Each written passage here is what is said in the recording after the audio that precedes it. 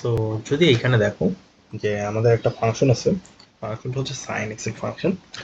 এই ফাংশনটাকে ড্র করতে বলছে। সো পরীক্ষার খাতায় তো এই ড্র করতে হচ্ছে, পয়েন্ট বের করতে করতেই দিন চলে যায়। সো আমরা হচ্ছে এটা 3 মিনিট বা 2 মিনিটেই হচ্ছে সলভ করে ফেলতে পারি। আমাদের হচ্ছে আর কি একটা কোশ্চেন সলভ করতে কত মিনিট সময়? 8 মিনিট, 12 মিনিট। একটা কোশ্চেন সলভ করার জন্য 12 মিনিট সময় দেওয়া আমাদের।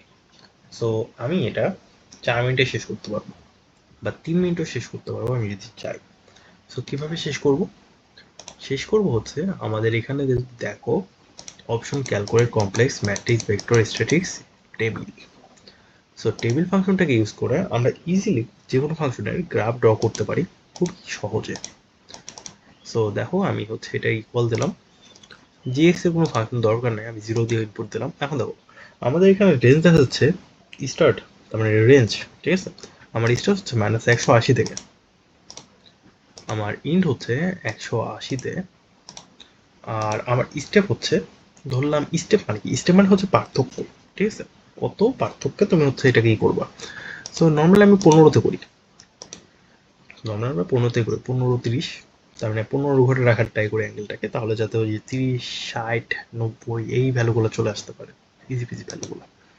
সো দেখো আমাদের কি আসলো, এফ এক্স এর যত ভ্যালু ছিল সব ভ্যালু চলে আসছে।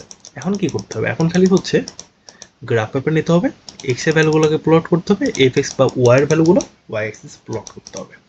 প্লট করলে কিন্তু ম্যাথ শেষ।